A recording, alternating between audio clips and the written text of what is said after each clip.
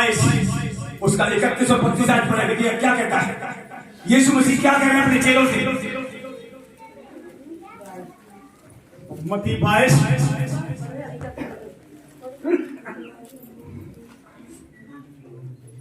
परंतु मरे के जी उठने के विषय में, एक मिनट ये है या नहीं उसमें?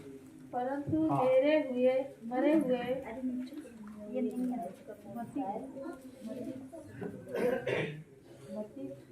इसमें ये नहीं है, रुक जाओ जल्दी से निकालो।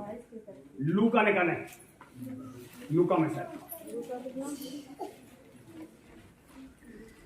जो मरकुस से आगे लूका है ना, उसमें आए जल्दी से उसका 22 का 31 और 32 आयत पढ़े। सब लोग वचन ध्यान सुने, कोई भी खटपट ना करें। हाँ, सैमोन, हे सैमोन, देख शैतान ने तुम लोगों को मांग लिया है कि गेहूं के समान फटके, परंतु मैंने तेरे लिए विनती की है कि तेरा विश्वास जाता न रहे, और जब तू फिरे तो अपने भाइयों को स्थिर करना। उसने उससे कहा, हे प्रभु, मैं तेरे साथ बंदी गृह में जाने वरन मरने को भी तैयार हूँ। अब देखिए होता क्या है, जब हम प्रार्थना पढ़ते हैं, जब हम प्रार्थना पढ़ेंगे शैतान आएगा। देखिए शैतान अंधेरा उजाला दोनों साथ साथ चल रहे हैं धरना, वो दूर नहीं है। शैतान को भी खुदाए ने ही बनाया है और खड़ा किया ताकि तुम परखे जाओ, तुम मेरे हो कि नहीं। कठिनाइयों में भी जो खुदा का बना रहेगा वही खुदा का कहलाएगा। ठंड आ रही, लोग क्या करेंगे, घर में सो रहे हैं। पिछली सर्दी की सर्दी ठंड तो रही, क्या ठंड में आप रुक नहीं जाते? अब कल ठंड और पड़ जाए, क्या ड्यूटी छोड़ दोगे? लोग ठंड से डरते हैं या कुछ घटना घटती है उससे लोग डरते हैं। लेकिन कलाम पूरी बाइबल खोल के पढ़ लेना, पुराना और नया नियम, मत डर मैं तेरे, चाहे ठंड हो, चाहे गरीबी हो, चाहे अमीरी हो, चाहे कोई बीमारी हो, जब हम नहीं डरते हैं तो वो चीजें जल्दी भागती हैं। जब डरते रहते हैं तो काफी लंबी परीक्षा हो, डरना बंद करें सबसे पहले। ठंड है फिर भी मैं अपनी कल गवाही बताऊंगा, ध्यान सुनना। शुक्रवार को नाइट में प्रार्थना था, पूरी रात 4 बजे 4:30 बजे सो पाया। सुबह उठा, मेरी आंख खुली 9 बजे के बाद। मैंने कहा खुदा ने अंदर से आवाज दी तो पूरी प्रार्थना बराबर कहीं से निकलना मत से। मैं भाई बैठा रहा अपने बिस्तर पर प्रार्थना करता रहा। यहाँ से नीचे से उठकर 3 बजे ऊपर गया, मुंह हाथ धोया, नहाया नहीं, फिर आगे प्रार्थना बैठ गया 6 बजे तक। पता जब खुदा जो कहता उसे करें, खुदा की आवाज आती है।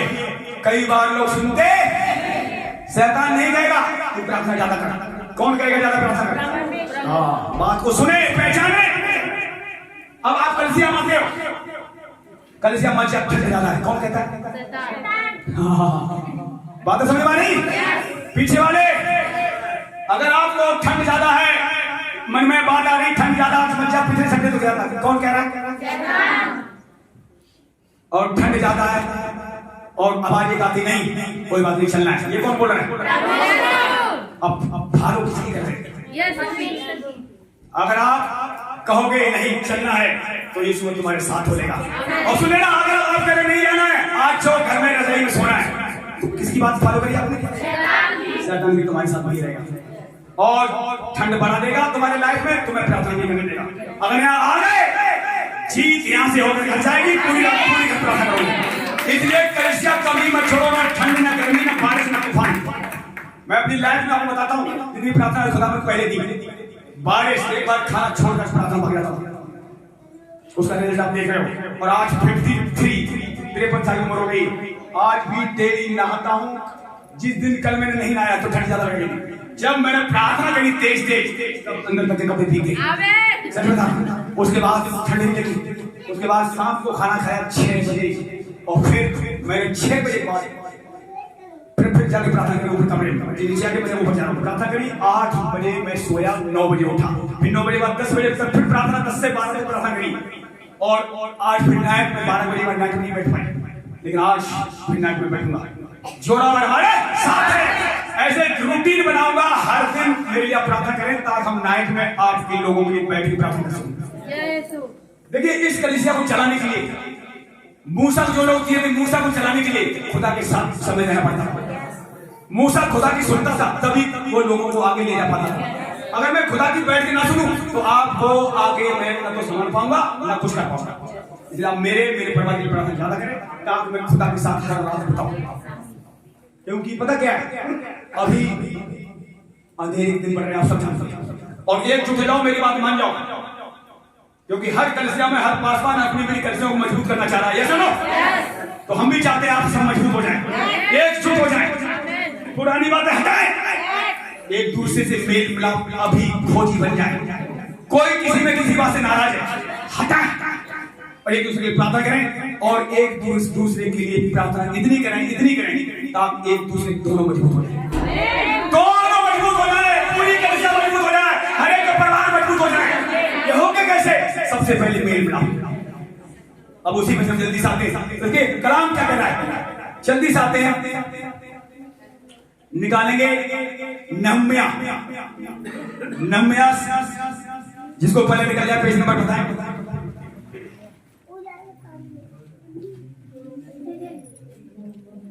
कितने पेज नंबर में है आप लोग जो निकालने को बताएं।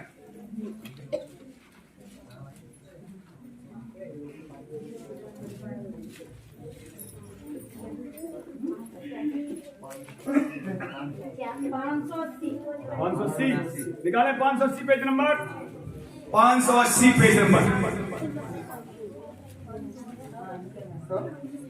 हाँ, उसका हम पढ़ेंगे नहम्या का 4 अध्याय, 4 का 19 से पढ़ेंगे, धीरे धीरे पढ़ेंगे। इसीलिए मैंने रईसों, हाकिमों और सब लोगों से कहा, काम तो बड़ा और फैला हुआ है। 4 का 19 सही, हाँ ठीक पढ़ेंगे।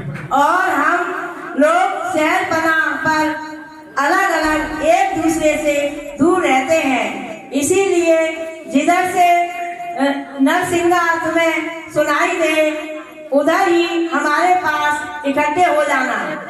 हमारा परमेश्वर हमारी ओर से लड़ेगा, यूं हम काम में लगे रहें। और उनमें आधे वो फटने से तारों के निकलने तक बर्छियां लिए रहते थे। फिर उसी समय मैंने लोगों से यह भी कहा, एक एक मनुष्य अपने दास समेत यरूशलेम के भीतर रात बिताया करे, कि वे रात को तो हमारी रखवाली करें और दिन को काम में लगे रहें। इस प्रकार ना तो हम अपने कपड़े उतारता था, और न मेरे भाई, न मेरे सेवक, न वे पहरुए जो मेरे अनुचर थे अपने कपड़े उतारते थे। सब कोई पानी के पास ही हथियार लिए हुए जाते थे। बस थोड़ा ब्रेक है, लेकिन ध्यान सुनिए, रात में प्रार्थना करना क्यों जरूरी है? क्योंकि शैतान भी रात को ही काम करता है। जब आप ज्यादा सोते हैं तो आपकी प्रार्थना जो करते हैं उन्हें और घटा देता हो। शैतान क्या करता है? प्रार्थना घटा देता है। जब आप आलसी बनते हैं तो और ज्यादा आलस दिया। ध्यान सुनना, जब आप प्रार्थना में और बढ़ना चाहते हैं और बढ़ाया, फैसला तुम्हारे हाथों में। यहाँ पर कि नहम्या जो एक नबी है, अभी हम देखते हैं परमेश्वर इसके द्वारा क्या कह रहा है, रात को भी ड्यूटी लगाओ। शैतान क्या करता है? अपने फरिश्तों को रात को ड्यूटी लगवाता है, ताकि नाइट प्रार्थना जैसे ही रात होती है, शाम होती है, वो लोगों को आलस देता है ताकि सब जल्दी सो जाए। हर एक परिवार में शैतान चाहता है जल्दी से खाना खाएंगे, सो जाए, फिर पूरी रात हम अपना अपना काम करें घरों। ध्यान सुन लेना। लेकिन जो हमारा बाप हमें मिला है, कलाम कहता है, वो न कभी सोता न कभी। अगर निश्चय प्रार्थना पढ़ के देखना, जब आप प्रार्थना पढ़ेंगे 4 घंटे भी डेली जो सोना चाहते हैं, 4 घंटे नींद आपकी पूरी जाएगी। जब एक बार आप देखा जब तेज नींद आती है तो ऐसे सो जाएंगे, कोई खटपट करे तो भी आप जागने वाले।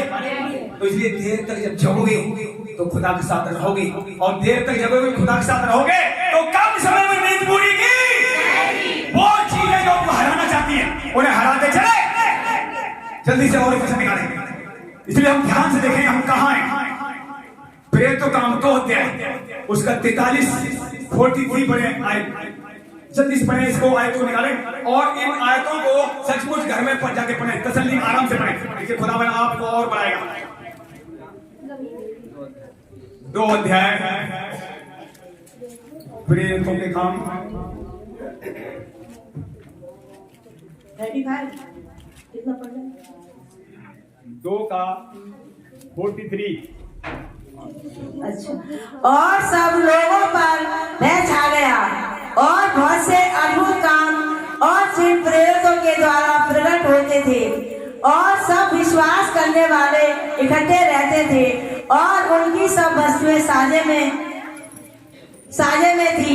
वे अपनी अपनी संपत्ति और सामान बेच कर जैसी जिसकी आवश्यकता होती थी बांट दिया करते थे।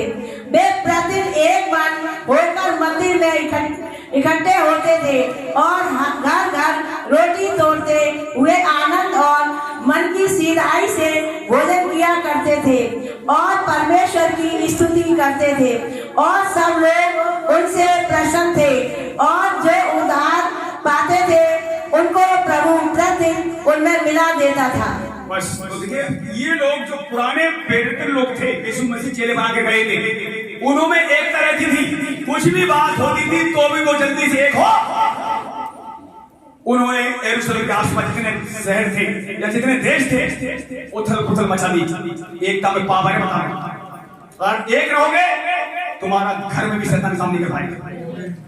ये मत सोचो अगर हम अकेले जीत लेंगे किसी को, अकेला व्यक्ति कुछ नहीं कर पाएगा। एकजुट हो जाओ। किसी का अगर हेल्प की जरूरत, मान लो किसी के पास पैसा ज्यादा है और कोई बहन भूखी कलिसिया में, खबर लो, अगर सही बात पता लगे तो मुझे भी बताओ, तो हम मिलकर उसकी सहायता करें। यही तो एकता है। देखिए बहुत जरूरी है, अंतिम दिनों में अब जो कुछ बीता बीत गया, लेकिन अब एक होने की जरूरत आ चुकी है। अगर अब एक नहीं जो होंगे, शैतान तोड़ देगा, तोड़ देगा, दूर कर देगा। आप देख लो, इस समय ठंड पड़ रही है, आप लकड़ी जला रहे हैं, कोई कोयले जला रहा है, एक लकड़ी जब रह जाती है क्या होता है? और लकड़ी लगा दो तो ऐसे अंगीठी में से कोयला निकाल दो बाहर, ठंड तेजी से एक कोयला जल पाएगा, एक लकड़ी जलेगी। तो आज आपको हमें एकजुट होने की जरूरत है। आप मैं भी कह रहा हूं, मैं अपनी 4-15 घंटे प्रार्थना कर लूं तो भी मुझे आपके साथ रहना जरूरी है। मुझे आपकी प्रार्थना चाहिए तो चाहिए। पौलुस जैसे लोग कह रहे प्रार्थना करो मेरे लिए, तो हम क्या चीज है? मुझे आपकी प्रार्थना की बहुत जरूरत है। अब सवाल ये, क्या आप मेरे लिए प्रार्थना कर रहे हैं? देख लेना, जो मेरे लिए बोझ के साथ प्रार्थना कर रहा है, ईमान सच बता रहा हूं, 2024 बड़े अपने घर में काम देगा। ऐसा थोड़ा बता रहा है, जल्दी से आएगा उत्पत्ति में। तो एकजुट होना क्यों जरूरी है? इन बच्चों को ध्यान से घर में जाकर पढ़ना। उत्पत्ति निकालेंगे 11 अध्याय और 11 का हम 6 आज से पढ़ेंगे।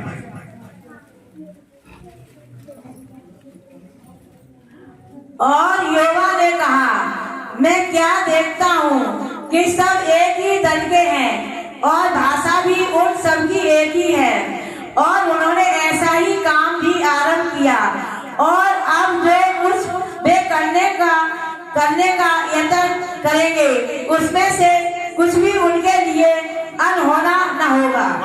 और इस मसीह की, अगर आप चाहते हो मेरे घर में जो चीजें आज नहीं वो आ जाए, एक होना, एकजुट हो जाओ। जो चीजें आपके घर में दिखाई दे रही है, लग रहा है वो चीजें हमसे पता नहीं आएगी या नहीं आएगी। आशीष, कभी आपको लगता है मेरे घर में झगड़ा खत्म होगा कि नहीं होगा, या और चीज मिलेगी नहीं मिलेगी? मान लो जो चीज आपके पास नहीं है और बहुत ज्यादा जरूरत है, बच्चन सुन लो ध्यान से, एकजुट हो जाओ। यहाँ एकजुट लोग थे और एक ही काम कर रहे थे, एक ही दल के थे, एक ही भाषा के थे। तुम्हारी हमारी भाषा कौन सी है? समझ में आती है दूसरी भाषा? मेरी भाषा समझ में आ रही है, आपकी भाषा मुझे समझ में आ रही है, जीत हमारी होने जा रही है। जब आप मेरी भाषा समझ रहे हैं, हम आपकी भाषा समझ रहे हैं, एक दल के हैं, एक कलीसिया के हैं, एक विश्वासी है, एक यीशु के ही है, जीत हमारी ही।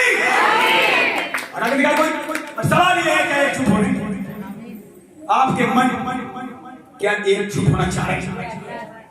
एक दल के, ये खुदावन का फरमान है। खुदावन कह रहा है इनके लिए जो काम इन्होंने शुरू किया है अनहोना नहीं है। एक ही दल के, एक ही भाषा के, एक ही काम में हाथ लगाया, ये काम करके ही छोड़ेंगे। बताइए आप, शैतान भी नहीं रोक पाएगा। यहोवा को उस काम को रोकने ला गया। शैतान रोक पाया नहीं उनका दल को, लेकिन यहोवा रोकने आया।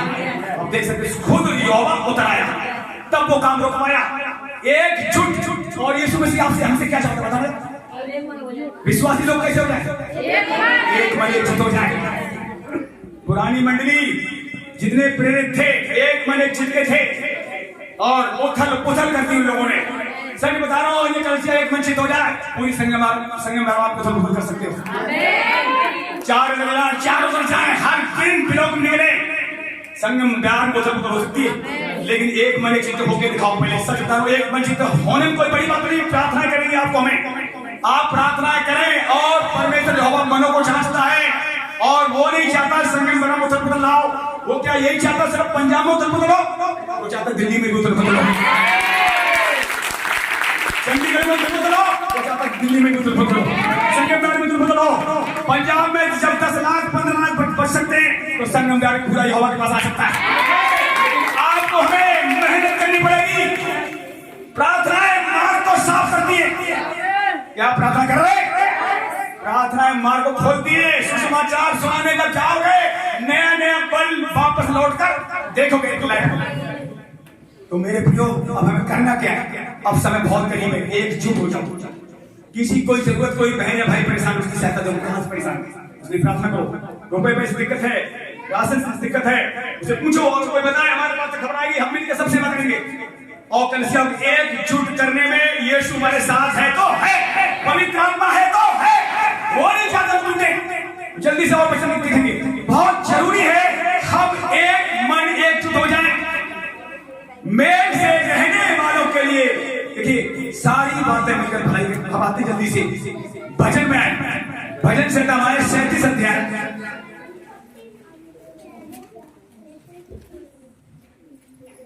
37 का 11 एक आयत पढ़े। 37। हाँ, खरे मनुष्य पर दृष्टि कर और धर्मी को देख, क्योंकि मेल से रहने वाले पुरुष का अनंत फल अच्छा है। बस बात मत करिए, ध्यान से थोड़ी देर बैठो। मेल से रहने वाले का अंत फल कैसा है?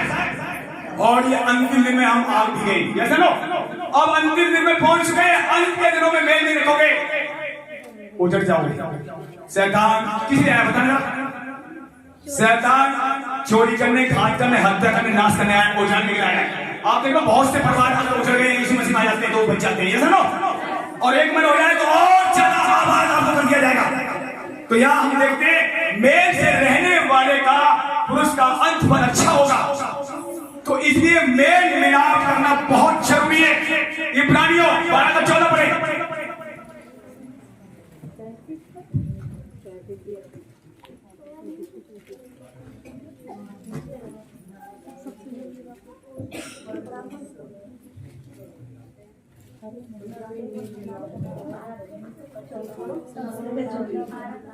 सैंतीस का 37 आयत की बैलेंस आप सही से नोट कर लेना। 37 का 37 था बैलेंस का। अब हम आते हैं इब्रानियों 12:14 से पढ़े। 37 का 37 था। सबसे मेल मिलाप रखो और उस पवित्रता के खोजी हो जिसके बिना कोई प्रभु को कदापि न देखेगा। ध्यान से देखते रहो, ऐसा न हो कि कोई परमेश्वर के अनुग्रह से वंचित रह जाए। यहाँ कोई कड़वी जड़ फूटकर कष्ट दे और उसके द्वारा बहुत से लोग अशुद्ध हो जाएं। अब देखिए इब्रानियों में भी काम कराए, सबसे मेल मिलाप रखो और उस पवित्रता के खोजी हो जिसके बिना प्रभु को कदापि ना देखोगे। ना देखने मतलब है ना देख पाओगे। एक तो पवित्र बनो अपनी लाइफ। पवित्र कब बनोगे बताइए, कोई बहन बताइए जल्दी से, पवित्र कैसे बनेंगे? जब बुराई छोड़ देंगे, मेल मिलाप करे रहेंगे। हाँ, बुराई छोड़ दोगे। अब देखा जीव के बस मौत हो जीवन। प्रभु यीशु मसीह ने कहा था अपने जीव ओर से आप शुद्ध भी हो सकते हो और अशुद्ध भी हो सकते हो। अंदर से, मन से बुरे बुरे विचार, गंदे विचार, हत्या, परिस्थिति, गमन, जितनी बुराइयां हैं कहाँ है? मन में। इसीलिए प्रभु ने कहा था मेरे वचन को, मेरी व्यवस्था को अपने चित्त में बनाए रखें। रात दिन उसी में ध्यान रखा, इस दिमाग से, इस मन से मेरा वचन कभी उतरने। पता है जब कब होगा? धीरे धीरे जब आप बढ़ोगे। आपका ब्लड जो है ना, ब्लड में बुराइए, हमारे ब्लड में बुराइए। और जब ये लगाकर वचन खाएंगे खाएंगे खाएंगे खाएंगे, यीशु लोग लगातार धोएगा धोएगा धोएगा, और क्या होगा?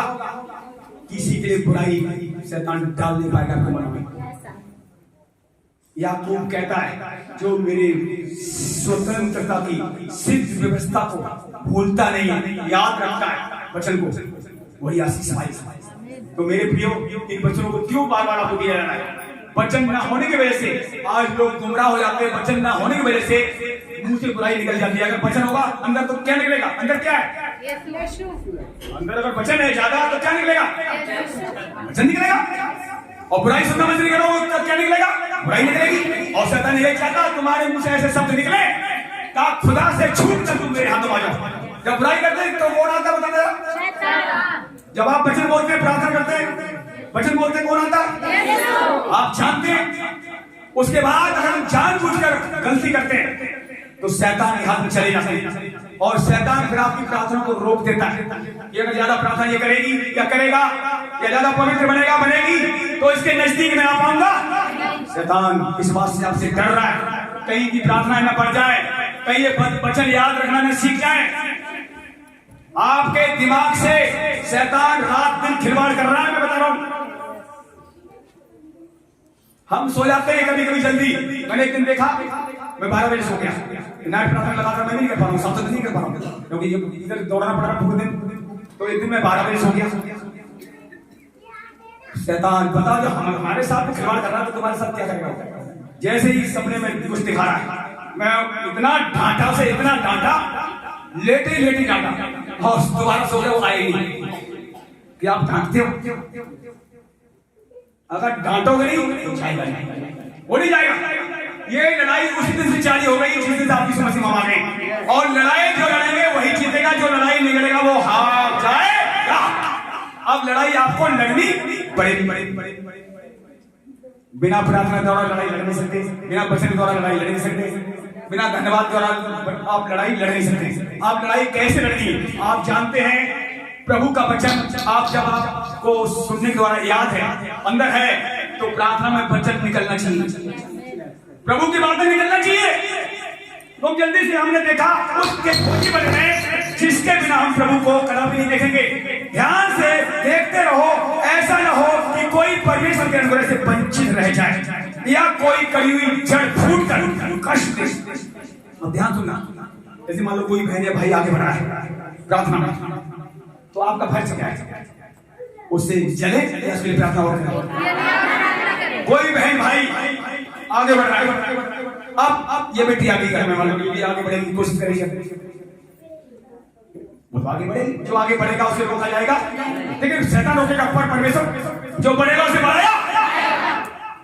और आपको लगे अरे तो कल तो आई इस घर में, इतनी आदत है आगे क्यों बढ़ रही है? तो पता क्या, आपकी प्रार्थना रुक जाएगी, एक दूसरे के देख कर चले नहीं। अगर वो बेटी आगे बढ़ रही, खुदा मुझे भी आगे बढ़ा, और मिलके उससे भी आप देखिए पता क्या, ना जाने छोटे बच्चे को कुछ ऐसा वचन बताओ उसे और हमें पता ना। छोटे बच्चों से भी कभी ऐसी बातें मुझसे परमेश्वर निकालता है जो हमने सुनी नहीं है। तो किसी को तुच्छ ये सुनो, जब हम ऐसा करते हैं हमारी लाइफ खुदा के लिए क्या हो रही है। तो हमने यहाँ जल्दी से वचन और एक रह रहे हैं, हम 1 बजे बिल्कुल समाप्त कर देंगे। हम जल्दी से इसलिए ध्यान से देखें। हम आते हैं पहला 15 4 अध्याय में आए। ये बिरानी से और आगे होगा। पहला 15:4 का 8 से पढ़े। 4 का 8 सब 4 का 8 से सब में श्रेष्ठ बात यह है कि एक दूसरे से अधिक प्रेम रखो, क्योंकि प्रेम अनेक पापों को ढांपता है, ढांप देता है। हाँ, अब सुनिए प्रभु क्या चाहता है। सबसे श्रेष्ठ बात, सबसे अच्छी बात क्या है? एक दूसरे से प्रेम रखो। और ऐसा करने से अगर हम कोई गलती भी हमसे हो जाती है छोटी छोटी, जैसे कुछ ऐसे पाप हैं परमेश्वर कहता, जैसे मान लो हमने किसी को कुछ कह दिया, पहले तो पवित्र आत्मा अगुवाई करेगा। पहले तो अगर आप आत्मा से भरे किसी गलत बोल ही नहीं पाओगे, गुस्सा कुछ निकल भी गया, तुरंत पवित्र आत्मा कार्य करेगा, घुटने टेकवा देगा, आपको तुरंत क्षमा मिलेगी। इसलिए अनेक पापों को कब प्रभु ढांपेगा? प्रेम। अब देखिए आपस में अगर प्रेम करोगे तो क्या बुराई कर सकते हो? प्रेम बुराई करने नहीं देगा, करने देगा? अगर किसी बहन से आप प्रेम करते हो, उसकी बुराई तुम तो करोगे नहीं, अगर कोई दूसरा कर रहा है तो भी डांट दोगे। आई बात समझ में? अगर मान लो आपस में सब बहनें प्रेम कर रही है और एक कोई ऐसी बहन आ जाए आपकी बुराई कर रही हो और दूसरी बहन सुन रही हो और वो उस बहन से प्यार करती हो जिसकी वो बुराई कर रही है, तो आप क्या करोगे?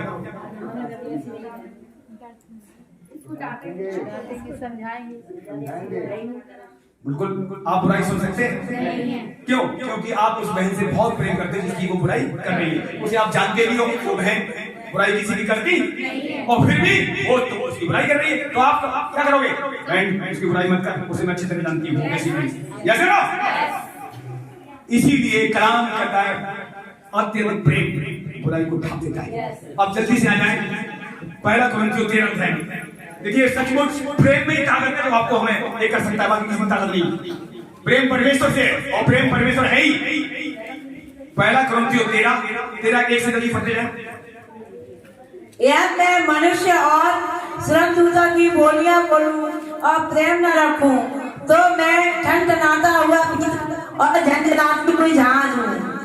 और यह मैं भविष्यवाणी कर सकूं और सब भेदों और सब प्रकार के ज्ञान को समझूं और मुझे यहाँ तक पूरा विश्वास हो कि मैं पहाड़ों को हटा पर प्रेम न रखूं तो मैं कुछ भी नहीं।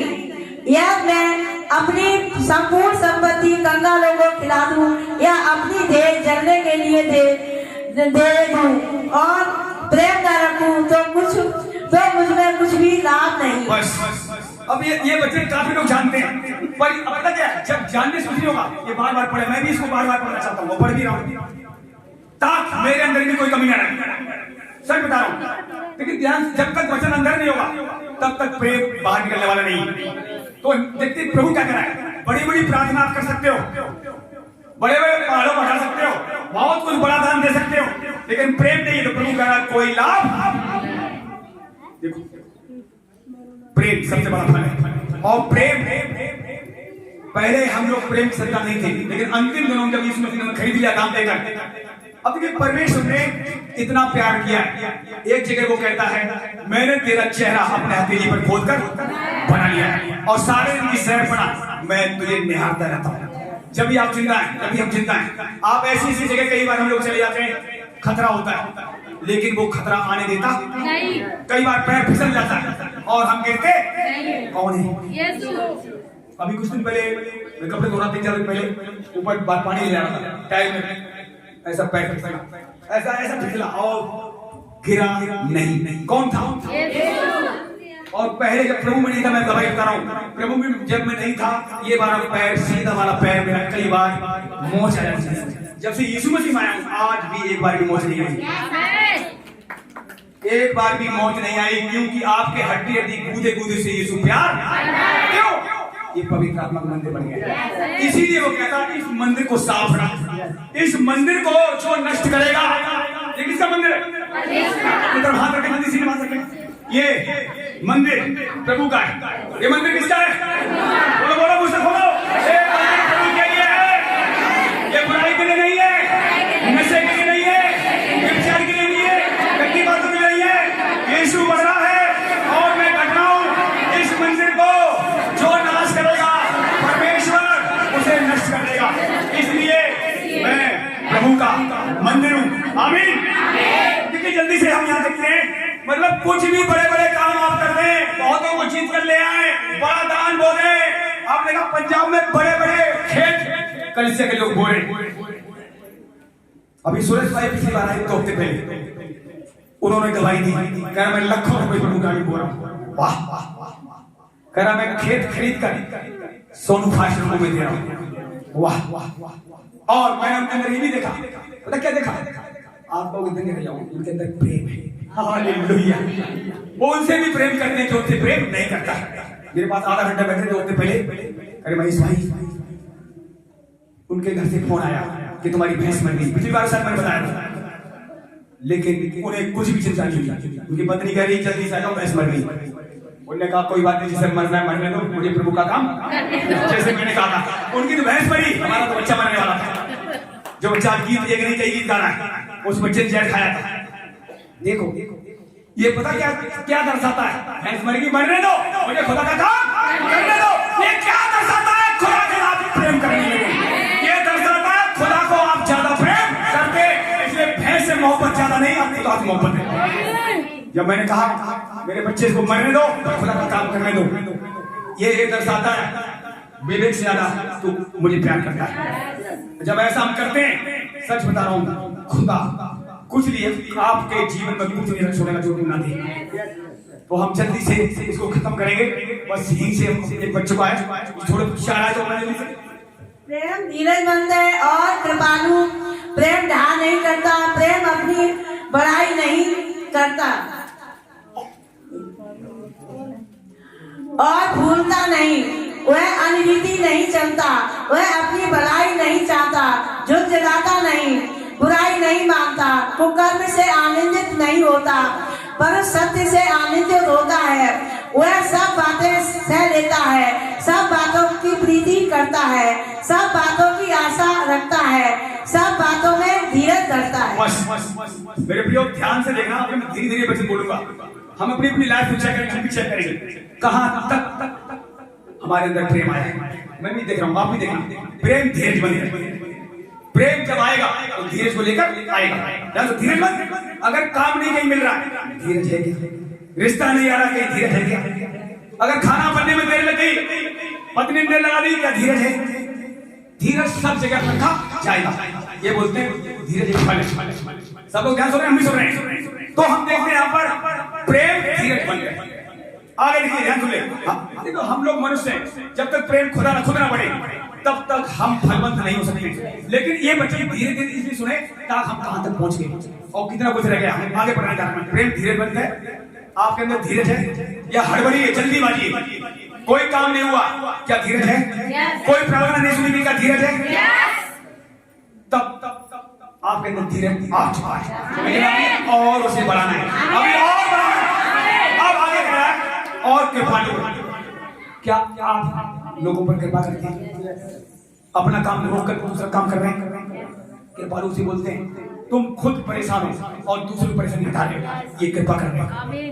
मैंने अपनी लाइफ में देखा, आज से 10 साल पहले मैं दुकान जब करता था, मुझे बुखार था। 10-15 साल पहले बताऊं, बुखार था। और एक भाई पेट भाग करके दौड़ते, उनको एक हाथ पकड़ मेरे पास लाना है, पत्र वालों की बात है, वो चिल्ला रहा है, क्या हुआ भाई को? कल से पेट बहुत तेज कर दो, मैं इसमें जल्दी दुआ करो। मैं दुकान से बाहर निकला, एक पत्थर पड़ा था, उसे बैठाया, मैंने दुआ करी, एकदम फ्री आराम से हंसते हुए उठ गया। और मैं क्या था? दुखी था। मैं दुखी था, पर उसको दुख को दूर कर दिया। इसे भलाई कहते हैं।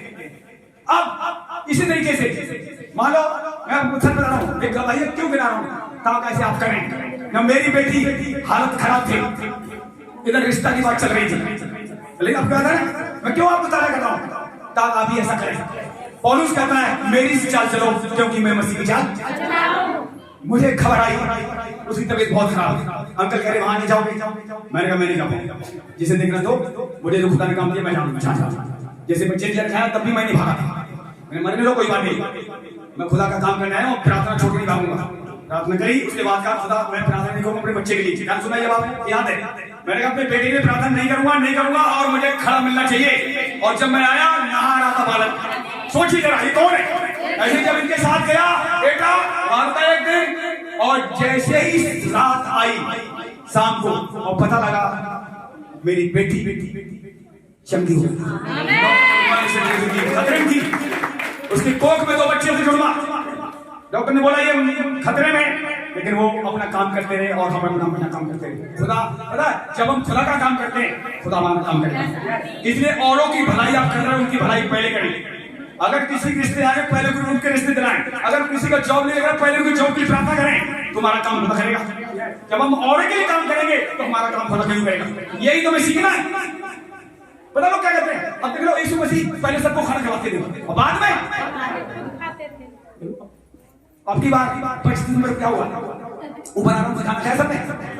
लास्ट टाइम आया जब लोग बुलाने आए, भैया सब खा लिए तुम चलो, तब मैं गया ना यहाँ लोग लेके बैठा रहा, सुनते रहे और कोई भागीदार नहीं बचे।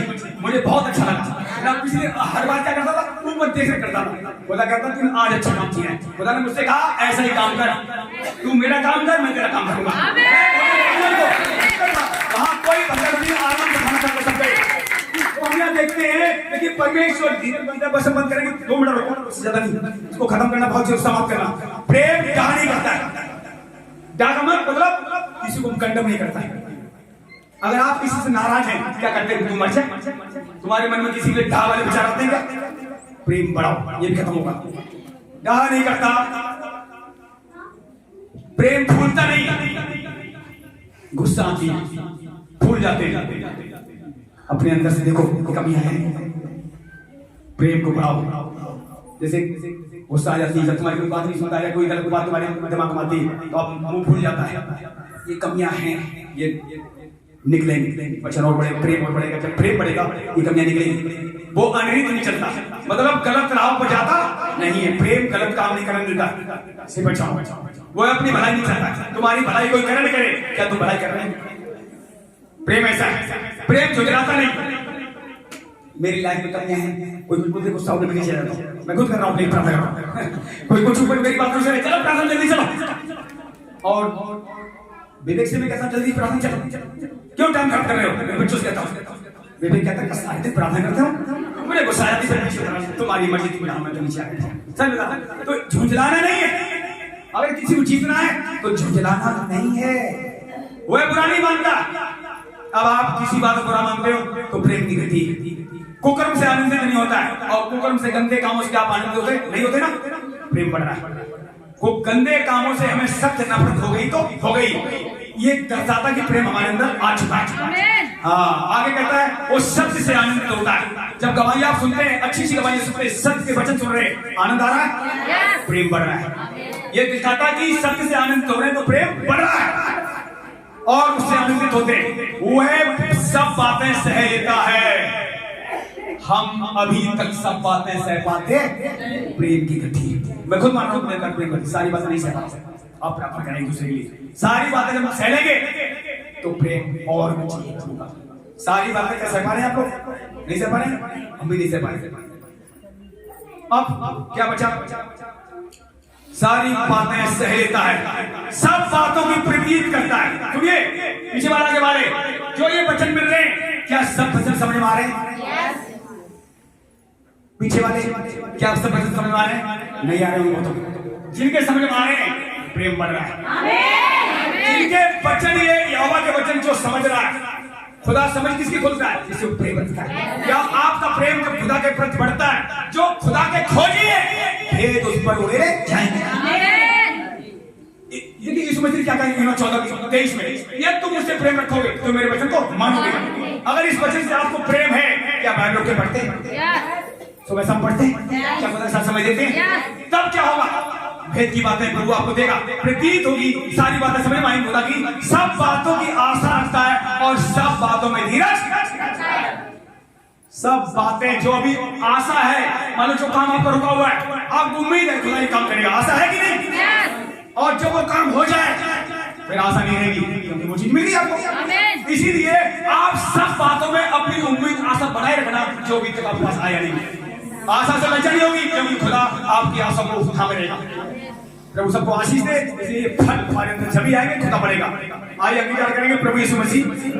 मैं विश्वास करता हूँ, विश्वास के द्वारा मेरा और मेरे घराने का उद्धार हुआ है। मैं प्रभु यीशु मसीह में नई सृष्टि पुरानी बातें बीत गई, तेरे को सब नहीं हो गई। मैं प्रभु यीशु मसीह में बुद्धिमान, धनवान, आशीष, जय से बढ़कर यीशु मसीह प्रभु, जो तू मुझे सामर्थ्य देता है, मैं उसमें सब कुछ कर सकता हूँ। तेरे गोले खाने से, तेरे मार खाने से मैं जिंदा हो गया। प्रभु यीशु अपनी आत्मा के द्वारा मुझे, मेरे परिवार को, पूरी कलीसिया को एकजुट करने में तू सामर्थ्य है। एकजुट कर, फिर मैं तेरा काम और ज्यादा करूंगा।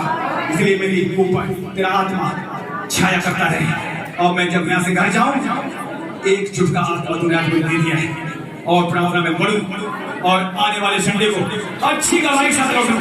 तेरे नाम कीजिए, तेरे लहू कीजिए, यीशु मसीह के महान नाम में।